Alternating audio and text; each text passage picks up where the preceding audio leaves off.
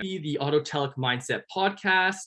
I'm here with Larissa Franklin, Canadian Olympic bronze medalist in the sport of women's softball. Welcome on, Larissa, and thanks for joining us. Thanks for having me on, Ryan. Looking forward to chatting. Awesome. So I'm going to start this off a little bit different than I normally do. And you might recognize this quote, but I'm going to start with a quote, which I love. I love quotes. So let me know if you recognize this one. I would like to help your audience transform their mindset to live more fulfilling life so they can have a greater impact on life.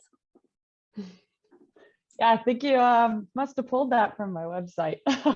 There you go. So I saw this quote, and what I wanted just to say before we get into this, what I liked about this quote is I'm talking to you, an Olympic athlete, but your sport is just a small part of your life. And you did not mention anything about sport, but you said mindset, fulfilling life. And I think that's the impact sport has that can impact your life in general. And I think a little of my philosophy is that's why I have you guys on, because I want to talk about sports and performance and mindset, but there's a greater picture here, and that's life. And I think your quote kind of nailed that on the head. Yeah, I think there was a point in my career, I think that all of a sudden there was like this transition where it was no longer sport. And I really saw the meaning of sport and everything that I had gained from it. And it's around the time when I started focusing more on the mindset piece and the mental prep. And I think I've just seen the power of the mindset, not only to achieve my goals on the softball field, but being able to transfer that to real life and have that almost mindset that I'm capable of doing anything. Like if I can go to the Olympics, if I can reach a goal that I've been striving for days, like every time I feel like I've reached one of those goals, it gave me that mindset of, okay, if I can do this, what else can I do? And then reflecting on all of the mindset pieces that went into that, I just think that it's just something I'm trying to pass on to other people. And it's becoming more and more relevant and more powerful. And it's nice to have someone like you to bring this out to the next generation, because like you said, it's so important to be talking about it and to be sharing it. So yeah, I like to kind of work on a little bit of a timeline here. So I always kind of start with my guests on, how they kind of got into the sport. Was it a young age? Did it happen later on? So let me know how you kind of got into the sport of softball. Yeah, growing up, I remember I was just constantly around the field. I know my parents played baseball and softball when they were younger, but when I was young, I remember them going to the field and playing slow pitch, and I'd play on the playground and just wait for my opportunity to run around the bases after the game. And that kind of sparked the love, and they put me in T-ball, and I kept playing. And like I said about the goal piece, I just one goal after another kept striving for something new. But I was actually a competitive figure skater for most of my life. That was my main focus, 7 days a week at the rink. And softball for me was it was the fun thing. It was the game and the opportunity to go out and play with my friends. So I never really saw softball as something that was super competitive as much as I saw it as an opportunity to just go hang out with my friends. And then slowly over time, I just started taking advantage of different opportunities, and it's been pretty cool to see where that's led me. Oh, that's awesome. And it's funny sometimes, like we'll probably talk about later on, but when you're enjoying something and kind of, not putting too much stress on it, you tend to excel in those things that we do. So it's cool that you say that, and it started off as just more of a leisurely thing, and obviously it's got to where you are today. So that's cool insights on that. So with softball, how'd you make your way up the ranks, and when did it kind of switch from going to play and hang out with my friends and have fun to taking it a little more serious, knowing you could make your way up the ladder? Yeah, I didn't just specialize in softball until probably grade 12 is when I stopped figure skating.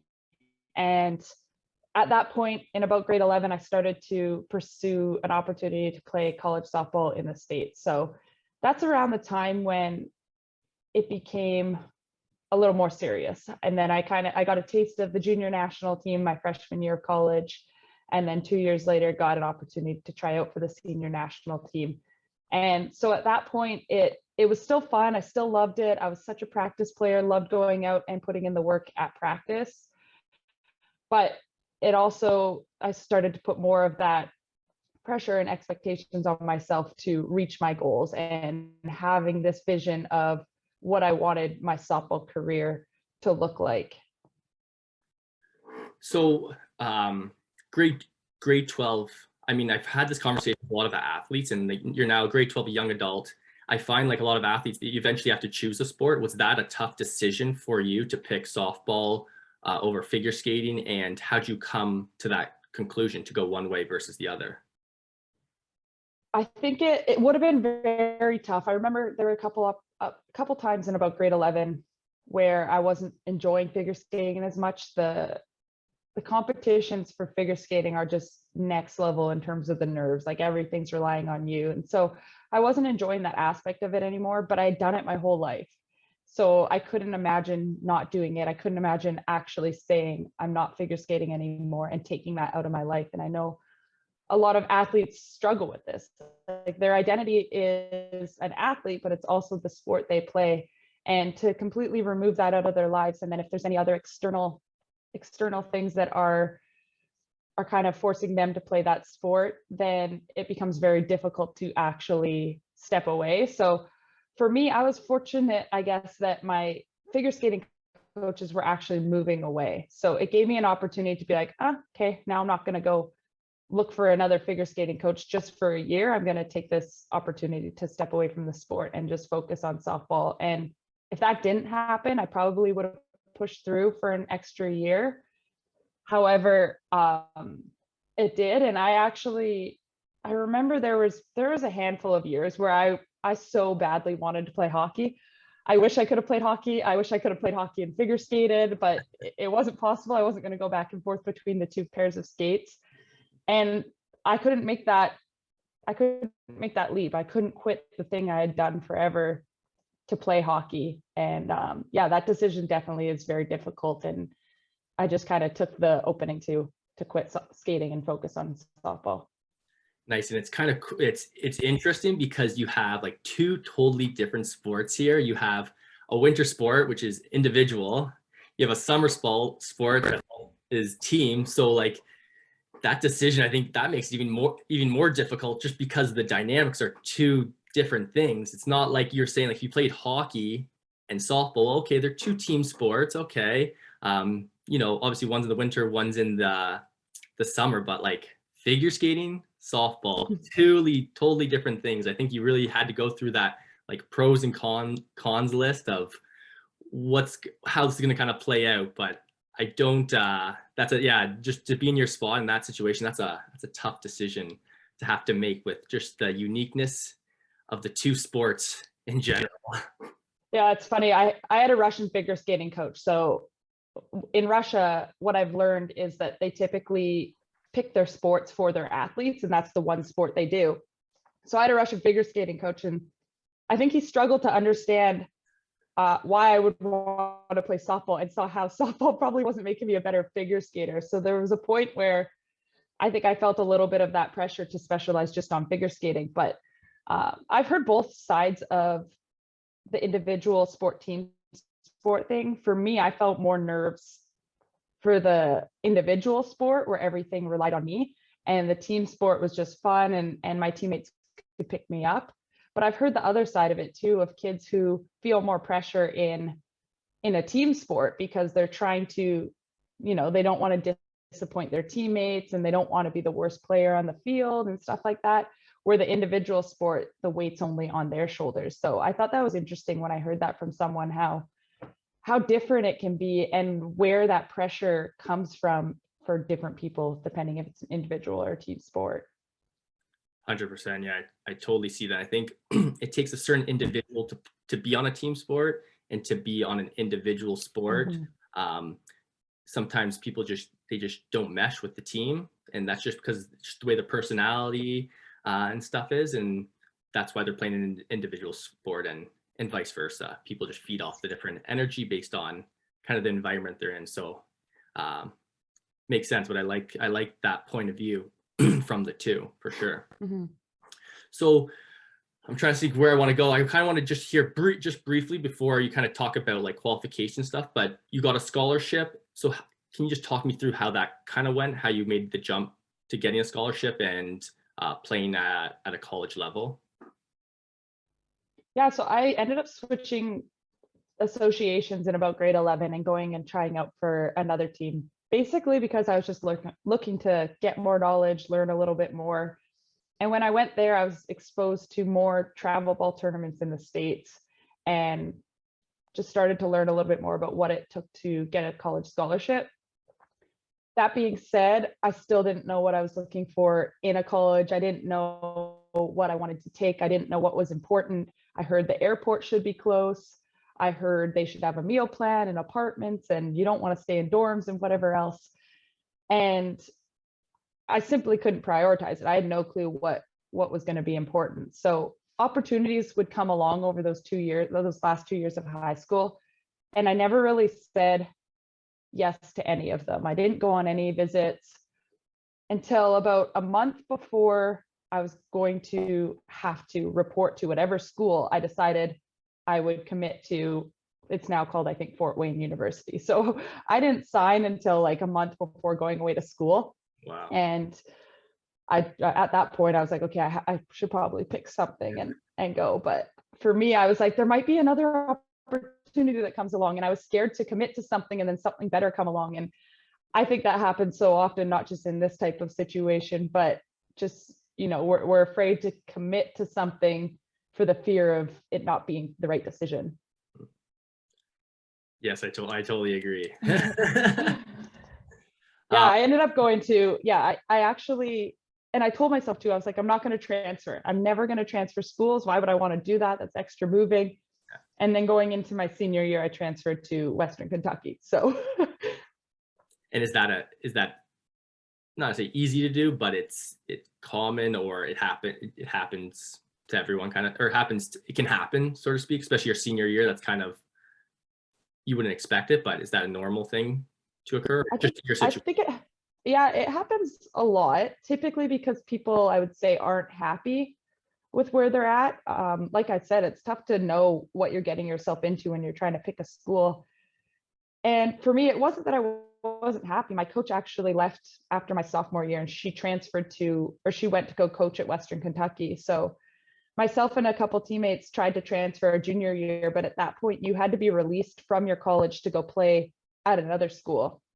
And things have now changed, and there's a transfer portal these days that you can choose to put yourself in if you want to transfer. So there's a little bit more freedom for the athletes to be able to choose where they want to go, which I think is huge. But I was just trying to go play under my coach. So it wasn't so much that I wasn't happy where I was. I just knew that I wanted to go play under this particular coach and try to win a championship again. But like, it's one of those things, just like how I decided that I wanted to switch associations and stuff like that, and how I decided that I wasn't going to figure skate anymore. It's one of those things where you kind of have to see the opportunity at the time and trust that the timing's going to be right. For me, the timing was right to transfer at that point. For me, the timing was right. Like I was talking before about something I just mentioned, and now I completely blanked. But yeah, it's that opportunity and timing piece that you kind of just have to see it. Oh, my coach is quitting or leaving. Anyways, yeah, it's seeing that opportunity and being like, okay, the timing's right to go do it. It makes the decision a little bit easier. Right. Yeah. And you kind of hear that, like, just looking for signs that this is the way to go. I think is kind of what you're alluding to, and to Totally. feeling that, being comfortable to making that decision. And I mean, athletes talk about these all the time. It seems so like, oh yeah, I just transferred, or I just switched teams. But in the big picture, like, these are tough decisions, and these are decisions you guys are making on, day-to-day basis, year-to-year basis, in order to, perform at your best and get to where you want to go. But I know how tough these decisions can be. It's not just like, okay, I'm switching. Like you said, timing has to be right, and the cards kind of have to fall in the right place to a certain extent to make these things happen. And then when you look back in your career, like you just say like, I'm glad I did this, or yeah, maybe I could have done this, but this made sense for the time. So I think it's all part of the story, these little decisions you have to make along the way.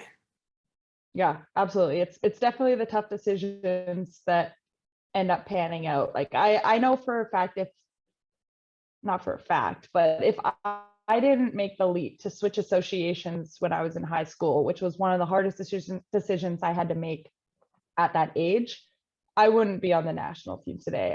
I wouldn't have gone to the school I went to.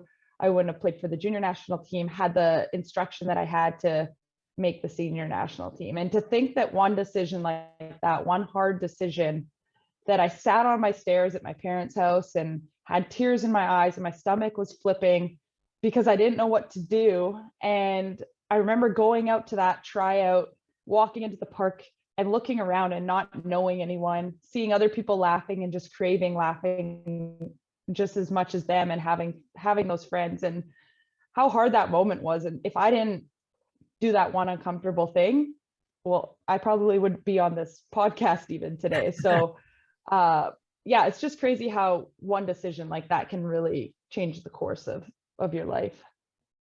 And I like doing this podcast, get to reflect a little bit on some of the stuff that you've gone through.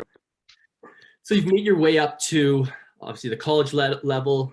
Once again, some big decisions along the way. So for some of the viewers that are listening, I know we'll get a lot of people that are involved in softball, but I know we'll get people that play different sports. I always get the athlete to talk about the qualification process for the Olympics, because I know each sport is so different. And I'm not too familiar with softball, so I like to educate myself on that as well. So can you kind of explain how you qualify for the Olympics? Yeah, totally. I mean, you're so right. Every time I meet a new athlete and that conversation comes up around how do you qualify, have you guys qualified, everyone is so different and takes some time for me to even wrap my head around. So our qualification process started in 2018 at the World Championships. And at that tournament, one team, whatever team won the tournament, would qualify automatically for the 2020 Olympics. So 2 years in advance. And we knew Japan was already going to get a berth because they were the host country. So if they won Worlds, then it was going to be the second place team. So the US ended up winning World Championships. So they were going to go. So now it was US and Japan with 4 spots remaining. And 3 different regional qualification tournaments were held across the world, one in Europe, one in, I think China hosted it. It was like an Oceania Asia one. And then one for the Americas, which we hosted in Canada. And we were fortunate that we had 2 spots available for us, where the other 2 regionals had 1 spot available. So we felt pretty good going into it. Puerto Rico and Mexico were probably our 2 toughest competition going into that. And we were playing fantastic. And everything was written perfectly. We were about to play Mexico on home soil. CBC was broadcasting our game, which isn't something we get very often. And they were ready, Canada was ready to watch us qualify. And then we lost to Mexico. And we went down early. We were completely shell-shocked that we were losing because we had been playing so well. And we didn't handle the pressure. And we ended up losing that game, and it was kind of ripped out of our hands. And we were like, what just happened? And we ended up playing Brazil the next day. We beat them to qualify. But I think there was still a little piece of what just happened. And losing to Mexico in that qualification tournament, I think it's one of those things. It was one of the best things that happened in our journey to us, because from that point up until we went to the Olympics, we knew we weren't where we wanted to be, because we had eyes on beating US and Japan for competing against them for a gold medal, but we knew that we couldn't take Mexico or any other team lightly if we wanted to have that opportunity. So I think that fueled us to continue working to be better every single day. And so much so that we had done fitness testing multiple times. And we went to fitness testing in January of 2020 in Halifax, and our team put up 89 personal bests. Wow. And that's a lot of personal bests when we had already been crushing fitness testing before. So it was just a testament to how each individual had really buckled down. And one of my favorite quotes that I heard, or we all heard from our mental performance coach at one point, was, "What got you here won't get you there." And we really took on that mindset of what we've done to get to this point has gotten Canada third place, but we want gold. And we don't want anyone getting in the way of that gold medal. So we really kept striving to just fill in those gaps and get better all around. And that kind of leads to my next kind of like our next couple topics here about like overcoming adversity and obstacles. Like I kind of mentioned before, softball is a team sport. So you have your individual goals, but you're also trying to align those with your team goals to create those special moments like you're kind of talking about. Because yeah, you're number one seed, but on any given day, anything can happen. And I think that's the beautiful thing of the Olympics. Sucks sometimes to be on the opposite end, but I mean that you just have to be mentally, I think that's where the mental part comes in, so dialed in order to perform under pressure and just be showing up for that day. So I'll kind of get into some obstacles and adversity that you had to overcome, and we'll kind of tie that into some team stuff as well. To come together on that big day, whether it's a gold medal, bronze medal, that you guys are all kind of in sync with each other. You had some good points that I know you're going to elaborate on, but I wanted to kind of round this off because my question is, how did you overcome adversity and obstacles? I mean, this question asked 5-10 years ago is, I got cut. I wasn't fast enough. I was too small. But I think it's such a bigger question now with regards to mindset and mental health, where you tie in adversity with relationships. Did you lose someone? Did you lose a friend? Was there a divorce in the family and you're a young kid? Like, there's so many different aspects to relationships. You have education, your career. Like, are you struggling right now in your career and you can't find what it is that needs to get you to the next level? Well, that affects, in other areas of your life and your performance in your sport. So I think overcoming adversity and obstacles is such a bigger question now than just, oh, I got cut, I didn't make it. And I know you're going to elaborate on this, which is why I'm so excited to dive into this section here.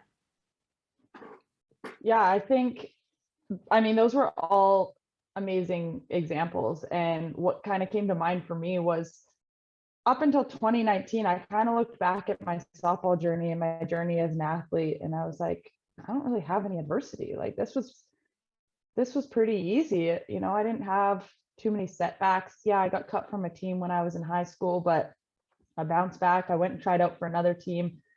And the optimist in me kind of just saw all of the things that went well. Like, how do I have this adversity? I'm on the national team, right? So I never really thought I had any big moment. I looked past the broken hand that I had in college.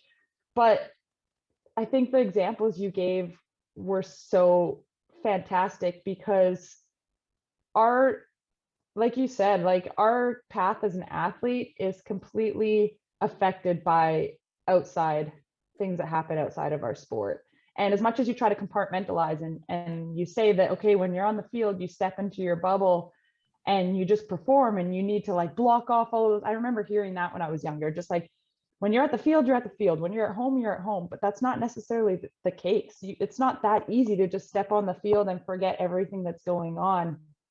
And I think that's the cool part of where we're going with this, is we're starting to realize that, it does affect your performance on the field. And to bring it back to the idea of the team sport and individual sport, I think that's one of the things that we learned as a team in our process of training for the Olympics, is how individual, like the individual components of the team sport, and how everybody's preparation and process and routines are going to look different, and everyone's going to possibly hit a low at a different time, and other people are going to be feeling high, and you have a whole team of people that aren't going to be feeling hot all of the time. So how do you work through that team dynamic, and how do you accept people for where they're at and be sympathetic and allow vulnerability to create that trust, so when you get to the Olympic Games or you get to your provincial championship or whatever it may be, and you do have that team, you know, the trust amongst the team to perform at your best. So yeah, so for me in my career, like I said, I didn't have much adversity until 2019, in the most important year of my career, in probably a lot of my teammates' career, where we were trying to qualify for the Olympics. I did not want to be on the field. I would go up to bat and I would say to myself, I don't know why I want to get a hit right now. And I'd be standing in the outfield and I would want to just hop over the fence and start running.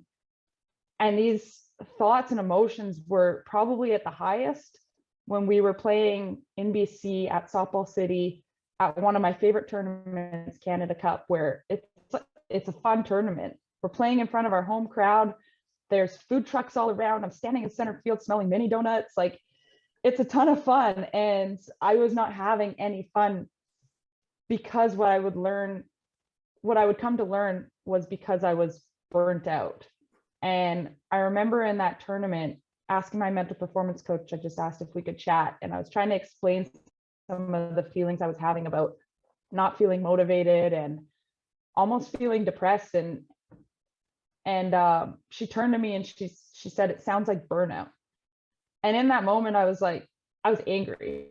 Like, that was my first emotion, was I felt angry, because I was like, this isn't burnout. This feels so much worse than burnout. This, like, no. And it was.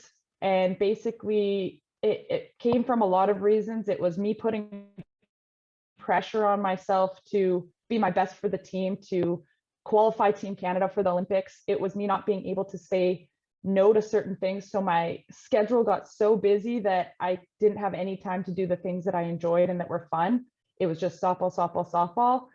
And so in that moment, you know, you can't just like snap your fingers and everything's good to go. I had to start to make little changes day by day to hopefully feel a lot better by the Olympic qualifier, which was coming in a month. And I like to kind of describe that, or I like to call, like, yeah, you're a burnout. So what do we need? I call it active rest. So, I mean, I think in my notes here, you talk about visualization. Like, sometimes, you know, take a day off practice, do a visualization session, you know, physically you're not there, but mentally you're going over a process, which is keeping your mind and body in tuned to what needs to happen or is going to happen to make you feel a certain way. As well as, like you're alluding to, like, going through COVID, like a perfect thing was like going out for a walk and just enjoying the fresh air. Like, I went on so many walks. I'm like, I should do this more often. Like, this is so therapeutic, you know, and it's so simple. It's active rest. And I mean, there's lots of different examples, like you said, just, you know, hanging out with your friends. I have my balance board, personal relationships, health and wellness, your career, personal development, you know, tapping into those and making adjustments in every little part so that you're able to perform your best in whatever category it is. But I think you're right. It's so important to have active rest. And I think high performance athletes, this is very tough for them because you're go, go, go. That's like all you know until someone tells you, like, stop. You can't go anymore, else you're going to crash if you haven't already. Right. So I think that's part of being an athlete at that level. And I see what you're saying. Like, when she said burnout, I could definitely feel where you're coming from with regards to the anger part. Yeah. I think that's probably the biggest lesson I learned through this journey, was just that recovery piece that you're talking about, the active rest, and that recovering and resting and just doing nothing is actually doing more. Yeah. And yeah, it's a tough one to learn. And I think I still like to talk about the idea of, possibility and go strive for your goals, kind of like we talked to at the beginning of this. And, the world is your oyster and that whole thing. That athlete mindset is still there, but then you still have to have the balance of shutting off. And, I bought a Nintendo Switch, and my justification in the moment was like, I remember texting my brother, I'm like, I don't know if I should get it. And he said to me, you can't be on all of the time. And I was like, yeah, okay, I'm gonna go buy it now. Because it's true, like as a society, we're so obsessed with being busy, with filling up our schedules. If you don't have a full schedule, well, are you really getting better? Are you really trying to be your best? And like you said, with COVID, we kind of all were able to, we didn't have that busy schedule anymore. We couldn't, and we did take the walk. And I know I definitely felt better throughout that time for that reason, because you were prioritizing things that were important and not trying to just jam pack your schedule with everything that didn't really matter.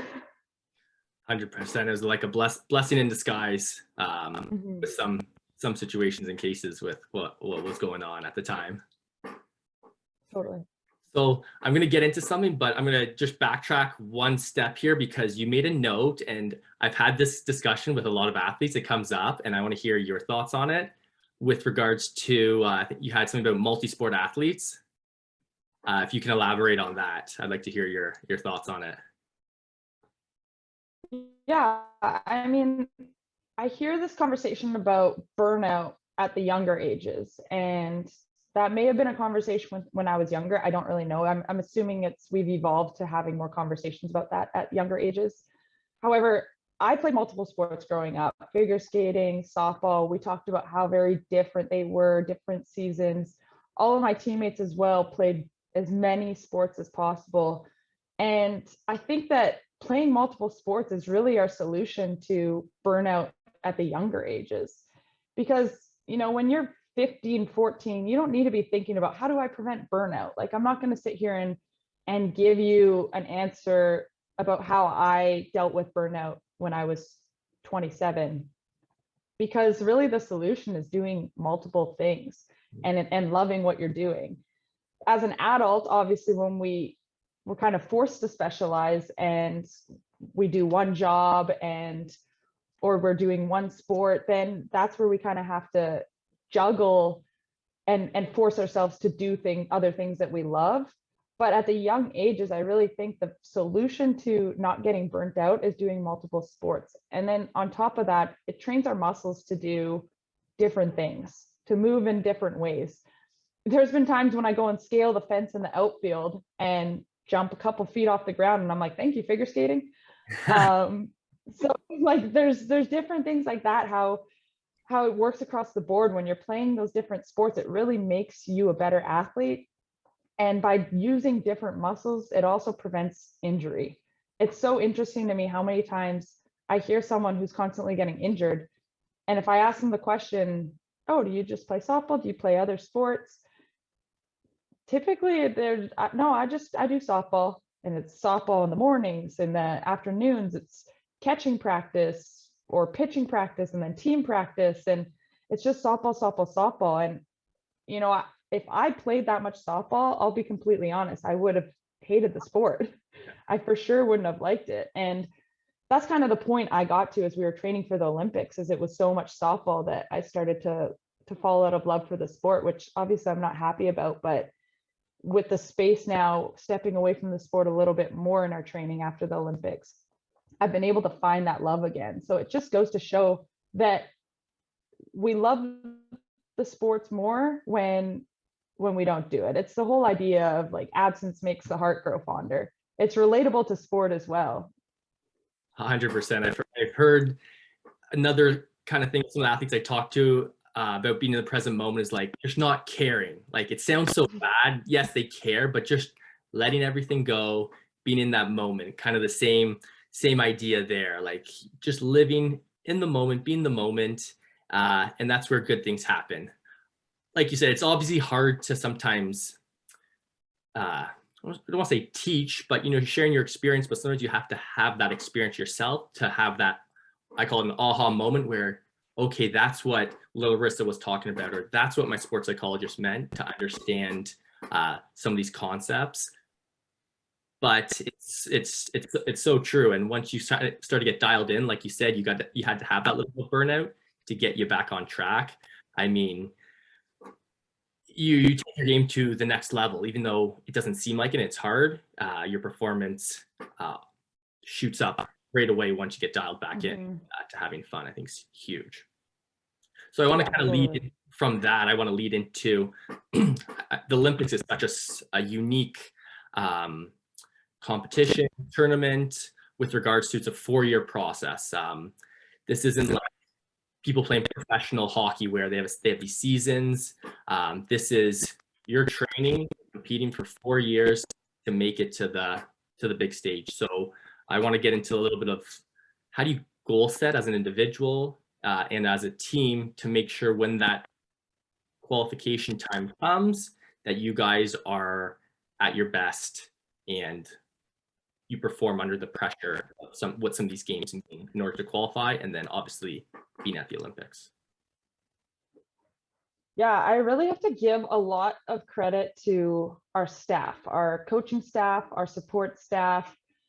Softball hadn't been in the Olympics since 2008. So there was 4 athletes who had played in the Olympics, but none of the staff had been there. One of our assistants actually had been there. And they created a plan for us to be at peak performance come the Olympics. And our job as athletes really was to trust that plan, to continue having those conversations, continue being open with them and transparent about how we were feeling, what we felt like we had to work on. And they were really there as a support staff to give us the tools and resources to be better. So I think that was very important to our success as a team, was just the plan that they laid out. For me, in terms of that 4-year plan, it gets really difficult to prepare when you think 4 years in advance. So I remember in 2017, the first year that we were training before, like when we had just found out that softball was going to be back in the Olympics. And our dialogue around the team was Olympics this, Olympics that. And it was all about the Olympics. And it was a disaster. Our season was such a mess. We lost early. We were out early from our home tournament in Canada.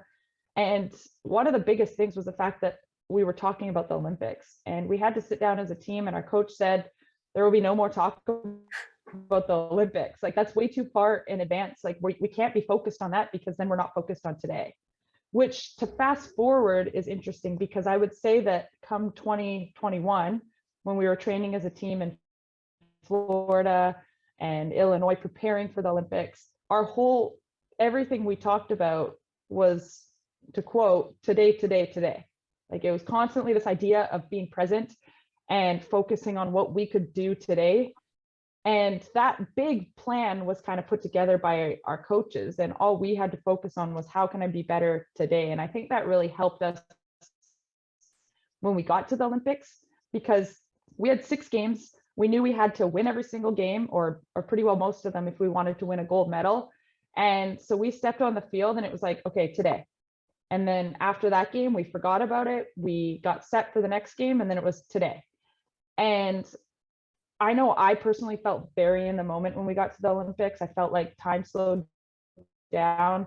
And anyone watching our games, a lot of people said that it looked like we were having fun and enjoying ourselves. And the only way you can enjoy yourself is if you are being present and you're completely in the moment. So when it comes to like the idea of goals, your goal is today. Your dream is kind of like that seed in the back of your head that, you constantly think about it. It fuels you. But if you're thinking ahead 4 years, you're 12 years old, you're thinking ahead to the Olympics, that's not going to be your main motivation to get out of bed and put in the work. Yeah. And then are you familiar with the term flow or flow state? Oh, absolutely. It's like the best state you can. Oh, so you're basically alluding to that. And kind of why I got into this is I came across the term in a university class, and then obviously I was talking about my certification, and I started getting into this, learning more about flow and flow. And I just want to go over like my performance engine that I created, and I think I shared it with you as well, just very briefly, to kind of summarize and just share with people from a different point of view with what you're saying, with regards to this little flow chart I created. So I call it the performance engine.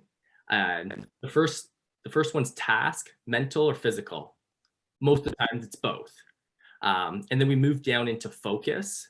So focus, I have 3 categories. I have enjoyment, enthusiasm, and acceptance. So enjoyment, you said it, just loving what you do. Acceptance, okay, yes, this is tough, and I might not be thoroughly enjoying this, but I know that by doing this, it's gonna get me to the next level, so to speak. And then enthusiasm. The enthusiasm one is kind of what throws people off, and there's substance to it.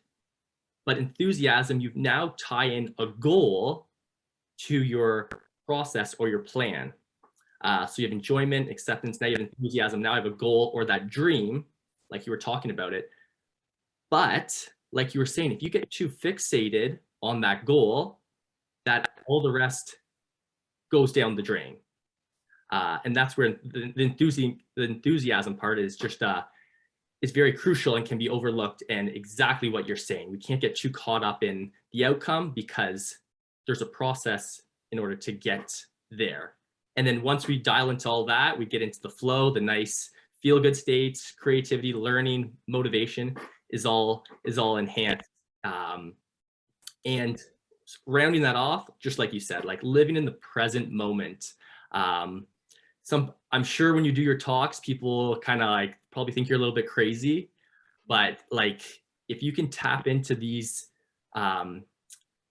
zones, let's call them, it's incredible. And I'll let you talk more about how as a team you guys were so dialed in, like you said, having fun, that you created group flow, which enhanced giving you the outcome I think you guys got. And like you said, like time stood still and it was effortless. So that's kind of a little bit of my philosophy and a little background on something that I've created, but summarizing some of the stuff that you said that is like so important. And if these younger kids can register that, like you said, it's not easy, but it goes such a long way.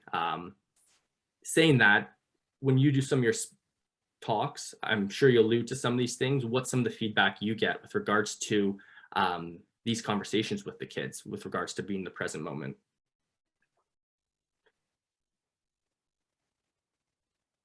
Yeah, I think that we all love the idea of it.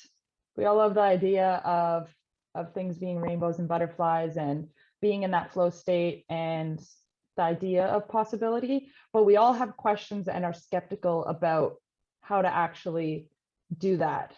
And I think it's the idea that you could ask any athlete and they'll say, I'm not in flow all of the time. You know, that's the goal. You want to be in flow all of the time, but it's constantly a wave of being in it and out of it and trying to get back to it the best that you can.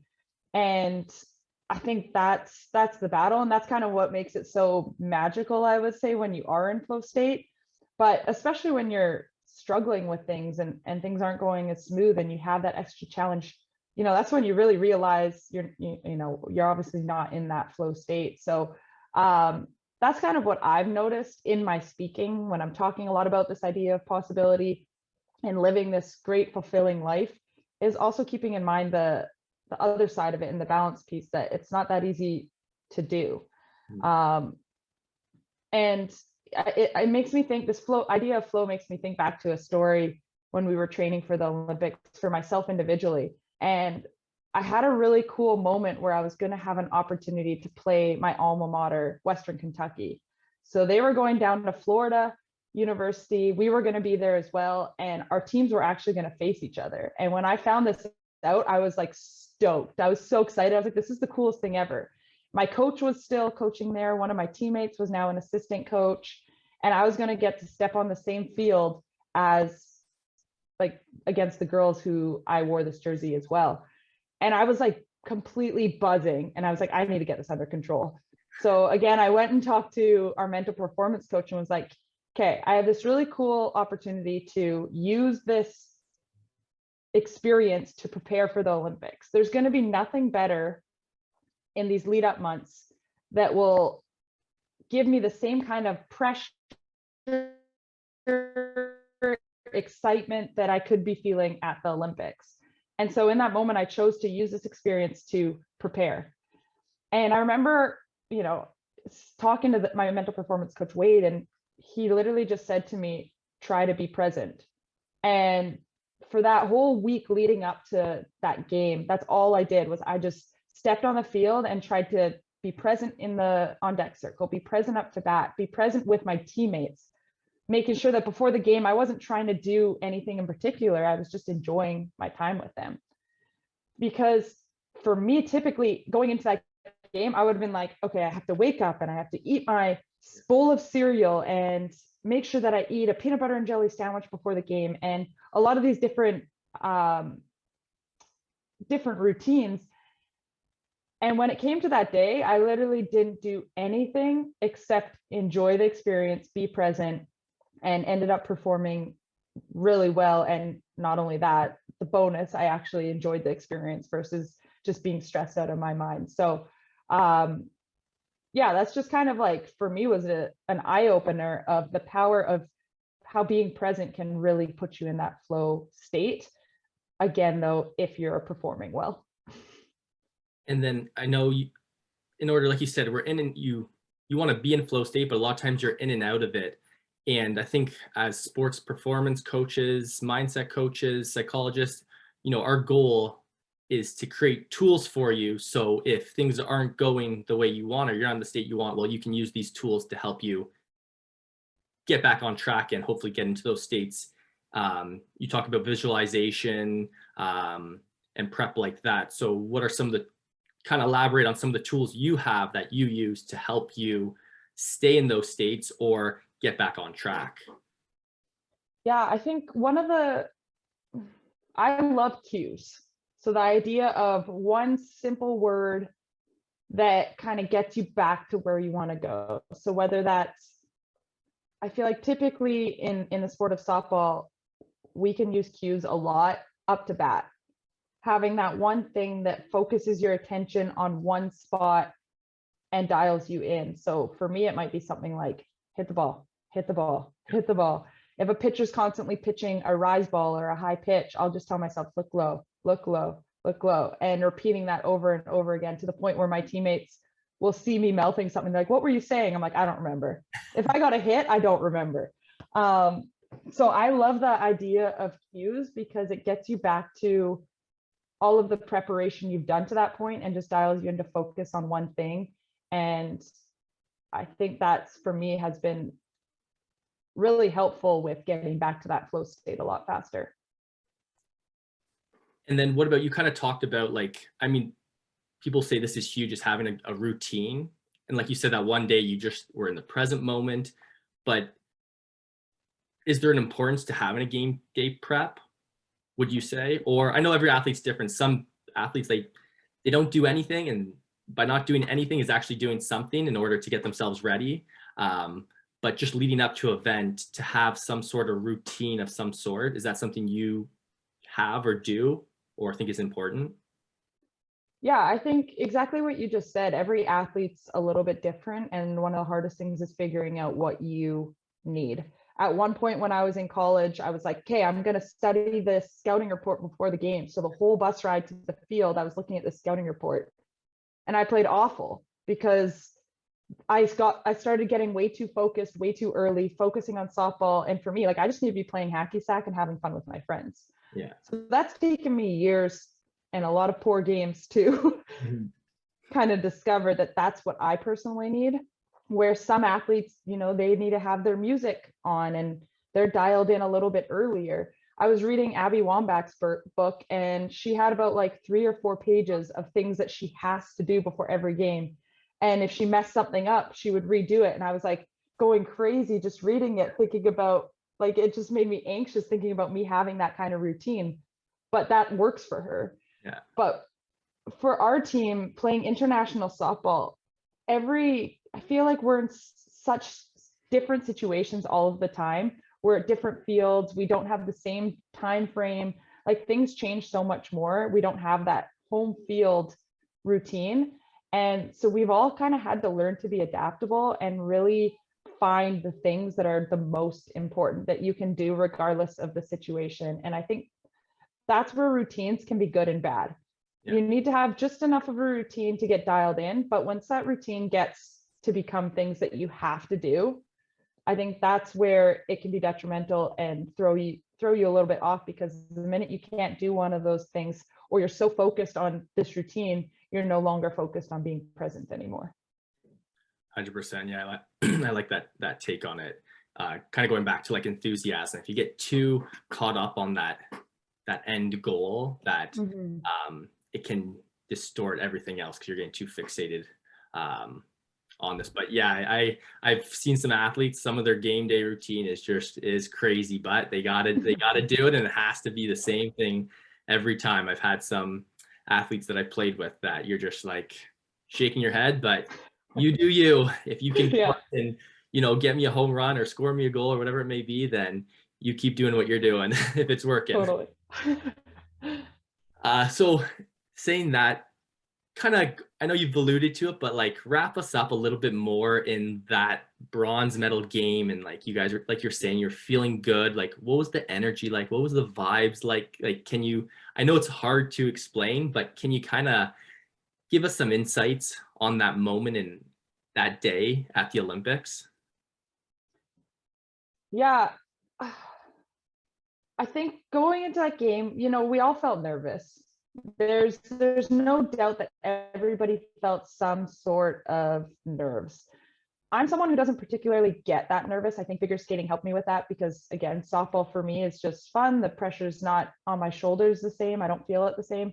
However, driving on the bus to that game, I couldn't help but think about the 4 athletes who were in the 2008 Olympics and came up short with a 4th place finish.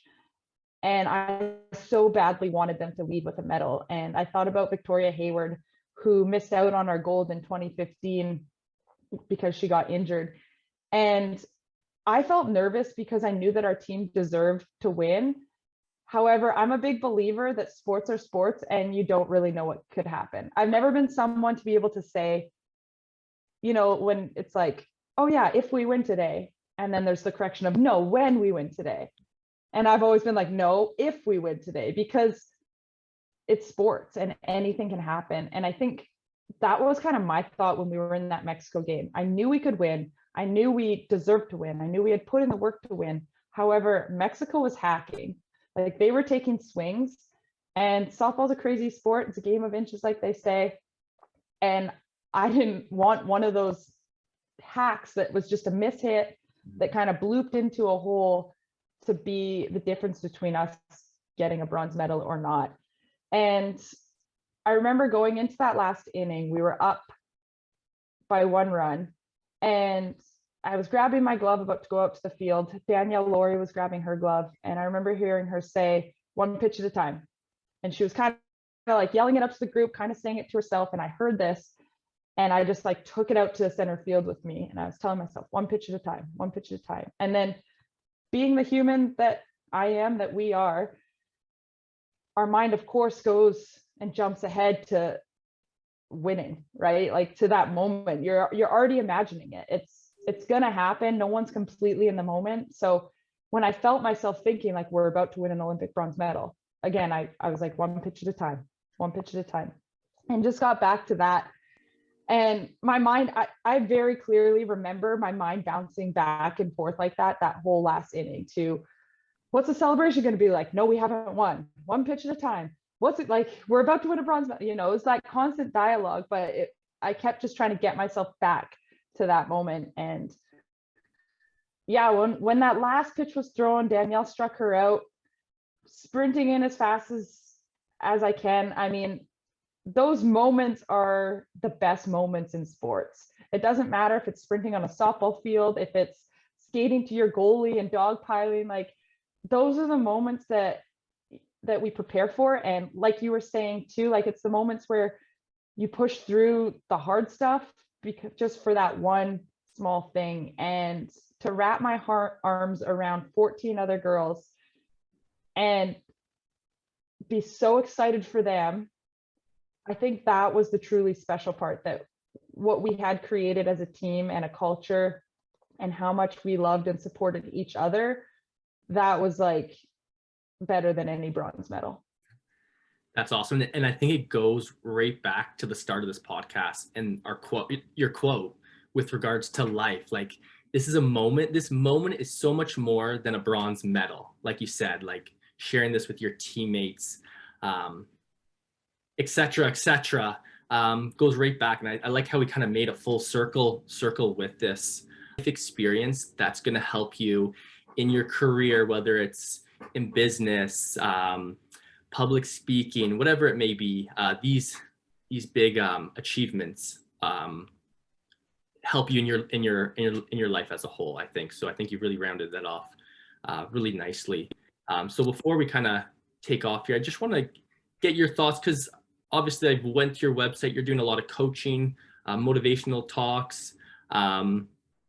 Give us some of your background with regards to what you're trying to achieve and what you're doing through your platform. Yeah, I mean, the biggest thing that I kind of hit on earlier is I see everything that I've gained from sport and gained from this experience to the Olympics, and I want to share it with other people, and I want other people to be able to learn from my experiences. So right now it's really just finding the best way for me to be able to do that. And I like to say that I want people to cultivate a mindset that allows them to exceed their potential in whatever regard that is. So I'll do that through motivational speaking, through coaching in particular, different softball clinics, slapping specific, which is a softball thing where you run through the box and hit the ball. And ultimately, in whatever I'm doing, I'm really trying to allow people to alter their mindset and realize that they're capable of doing so much more. And if we can just get our minds right, we can do incredible things. I totally agree. And I can't thank you enough for, I always say you guys athletes are so busy, to come on here and kind of share with us a little bit of your Olympics experience, your mindset, where you're taking it through your experience. And I think having the platform as an Olympian athlete, I think the messages you guys can rely to the younger generation is huge. And it's good to see you're out there doing it as we speak, as well as competing on the regular day basis. So thank you so much for coming on board. I had a blast. I can't wait to see where the rest of your career takes you. I'll definitely be staying in touch and keeping my eye on whatever the future has in store for you. So thanks so much for coming on.